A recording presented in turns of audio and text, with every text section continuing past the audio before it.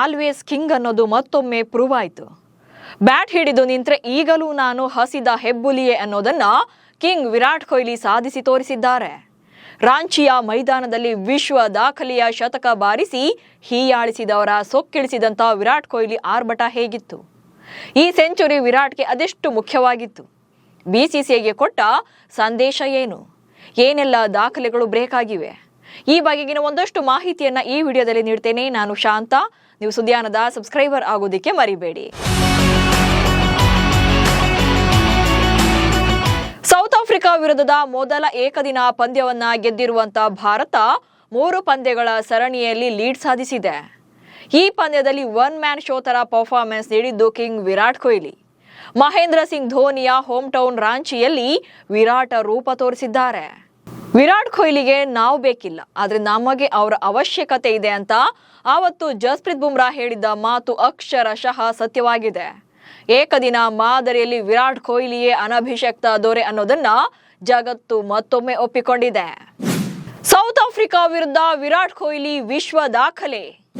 Team ಇಂಡಿಯಾದ legendary player Virat Kohli south Africa ವಿರುದ್ಧದ ಮೊದಲ ಏಕದಿನ ಪಂದ್ಯದಲ್ಲಿ ಶತಕ ಸಿಡಿಸಿ ಆರ್ಭಟಿಸಿದ್ದಾರೆ. 102 ಎಸೆತಗಳಲ್ಲಿ 103 ರನ್ಗಳನ್ನ ಬಾರಿಸುವ ಮೂಲಕ ಏಕದಿನ ಕ್ರಿಕೆಟ್ನಲ್ಲಿ 52ನೇ ಶತಕ ಬಾರಿಸಿದ್ರು.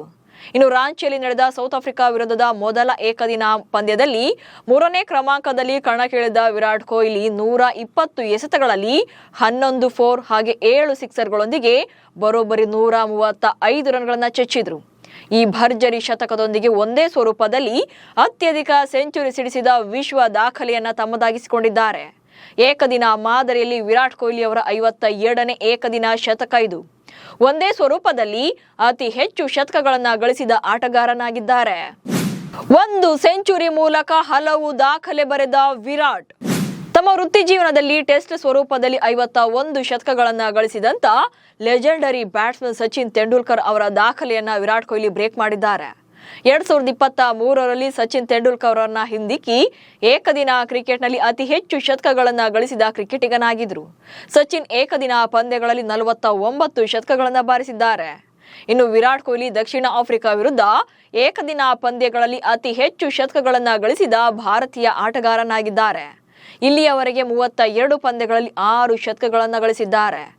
ಇನ್ನು ಈ ಶತಕದ ಇನ್ನೊಂದು ಸ್ಪೆಷಾಲಿಟಿ ಅಂದ್ರೆ ಈ ಶತಕ ಅಂತಾರಾಷ್ಟ್ರೀಯ ಕ್ರಿಕೆಟ್ನ 7000ನೇ ಸೆಂಚುರಿ ಆಗಿದೆ. ಅಂದ್ರೆ ಅಂತಾರಾಷ್ಟ್ರೀಯ ಕ್ರಿಕೆಟ್ನಲ್ಲಿ ಈವರೆಗೆ ಒಟ್ಟು 7000 ಶತಕಗಳು ದಾಖಲಾಗಿವೆ. ಇದರಲ್ಲಿ 7000ನೇ ಶತಕ ಬಾರಿಸಿದ್ದು ವಿರಾಟ್ ಕೊಹ್ಲಿ.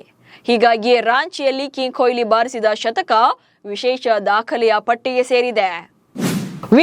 ವಿರಾಟ್ ರೂಪಕ್ಕೆ ಕ್ರಿಕೆಟ್ ಜಗತ್ತೇ ಕ್ಲೀನ್ ಬೌಲ್ಡ್. ರಾಂಚಿಯಲ್ಲಿ ಶತಕ ಸಿಡಿಸಿರುವಂತ ವಿರಾಟ್ ಆರ್ಭಟಕ್ಕೆ ಇಡೀ ಕ್ರಿಕೆಟ್ ಜಗತ್ತೇ ಫಿದಾ ಆಗಿದೆ. ಲೆಜೆಂಡರಿ ಕ್ರಿಕೆಟರ್ಸ್ ಎಲ್ಲರೂ ಕೂಡ ಕಿಂಗ್ ಅಬ್ಬರಕ್ಕೆ ಶಹಬಾಸ್ ಹೇಳ್ತಿದ್ದಾರೆ. ತಮ್ಮ ಸೋಷಿಯಲ್ ಮೀಡಿಯಾ ಖಾತೆಗಳ ಮೂಲಕ ವಿರಾಟ್ರ ಗುಣಗಾನ ಮಾಡಿದ್ದಾರೆ. ಇನ್ನು ಪಂದ್ಯದ ಬಳಿಕ ಮಾತನಾಡಿದಂತ ವಿರಾಟ್ ಕೊಹ್ಲಿ, ನಾನು ಉತ್ತಮ ಲಯದಲ್ಲಿ ಇದ್ದೇನೆ ಅನ್ನೋ ಮೂಲಕ ಬಿಸಿಸಿಐಗೆ ಖಡಕ್ ಸಂದೇಶ ರವಾನಿಸಿದ್ರು. ಹಾಗೆ ಟೆಸ್ಟ್ ಕ್ರಿಕೆಟ್ ಕಂಬ್ಯಾಕ್ ಚರ್ಚೆ ಬಗ್ಗೆ ಕೂಡ ಸ್ಪಷ್ಟನೆ ನೀಡಿದ್ರು. ನಾನು ಇನ್ನು ಮುಂದೆ ಅಂತಾರಾಷ್ಟ್ರೀಯ ಕ್ರಿಕೆಟ್ನಲ್ಲಿ ಏಕದಿನ ಕ್ರಿಕೆಟ್ ಮಾತ್ರ ಆಡ್ತೇನೆ ಅನ್ನೋ ಮೂಲಕ ಟೆಸ್ಟ್ ಕ್ರಿಕೆಟ್ಗೆ ಕಂಬ್ಯಾಕ್ ಮಾಡೋದಿಲ್ಲ ಅನ್ನೋದನ್ನ ಸ್ಪಷ್ಟಪಡಿಸಿದ್ರು. ಒಟ್ಟಲ್ಲಿ ಭಾರತ ತಂಡಕ್ಕೆ ವಿರಾಟ್ ಕೊಹ್ಲಿ ಯಾಕೆ ಇಂಪಾರ್ಟೆಂಟ್ ಅನ್ನೋದು ಈಗ ಜಾಹೀರಾಗಿದೆ. ವಿರಾಟ್ ಮೈದಾನದಲ್ಲಿ ಇದ್ದಷ್ಟು ಹೊತ್ತು ಕೂಡ 140 ಕೋಟಿ ಭಾರತೀಯರು ಕಂಫರ್ಟ್ ಝೋನ್ ನಲ್ಲೇ ಇರ್ತಾರೆ. ಇತ್ತೀಚೆಗೆ ವಿರಾಟ್ ಕೊಹ್ಲಿ ನಿವೃತ್ತಿಗೆ ಒತ್ತಡ ಹೆಚ್ಚಾಗ್ತಿದೆ ಅನ್ನುವಂತ ಆರೋಪದ ನಡುವೆ ಭಾನುವಾರದ ಪಂದ್ಯದಲ್ಲಿ ವಿರಾಟ್ ತುಂಬಾನೇ ಕಾನ್ಫಿಡೆನ್ಸ್ ನಿಂದ ಬ್ಯಾಟ್ ಬೀಸಿದ್ರು. ಹೆಗ್ಲ ಮೇಲೆ ಬ್ಯಾಟ್ ಹೊತ್ತು ಓಡಾಡ್ತಾ ಇದ್ರೆ ಅದನ್ನ ನೋಡೋದೇ ಕಾನ್ಫಿಡೆಂಟ್ ಆಗಿ ಕಾಣಿಸ್ತಾ ಇತ್ತು. ಹಾಗೆ ಇನ್ನು ಮುಂದೆ ಕೂಡ ತಾನು ಅತ್ಯುತ್ತಮವಾಗಿ ಆಡಬಲ್ಲೆ, ತಾನು ಇದ್ದಷ್ಟು ಹೊತ್ತು ಕೂಡ ಭಾರತಕ್ಕೆ ತನ್ನಿಂದ ದಿ ಬೆಸ್ಟ್ ಪರ್ಫಾರ್ಮೆನ್ಸ್ ಅನ್ನ ಕೊಡಬಲ್ಲೆ ಅನ್ನೋದನ್ನ ಪ್ರೂವ್ ಮಾಡಿದ್ರು. ಏಜ್ ಇಸ್ ಜಸ್ಟ್ ನಂಬರ್ ಅಷ್ಟೇ ಅಂತ ಯಂಗ್ಸ್ಟರ್ಸ್ ಕೂಡ ನಾಚುವಂತೆ ಅಬ್ಬರಿಸಿದ್ರು. ಅಂತೂ ಹಾಲಿಡೇ ಮೂಡ್ನಲ್ಲಿದ್ದ ಭಾರತೀಯರಿಗೆ ಸಂಡೇ ಅಂತೂ ಸೂಪರ್ ಸಂಡೇ ಆಗಿದ್ದಂತೂ ಸುಳ್ಳಲ್ಲ. ವಿರಾಟ್ ಆರ್ಭಟವನ್ನ ನೀವೆಷ್ಟು ಎಂಜಾಯ್ ಮಾಡಿದ್ರಿ ಅನ್ನೋದನ್ನ ಕಮೆಂಟ್ಸ್ ಮೂಲಕ ತಿಳಿಸಿ. ಹಾಗೆ ಸುದ್ದಿಯನ್ನ ಫಾಲೋ ಮಾಡಿ. ನಮಸ್ಕಾರ.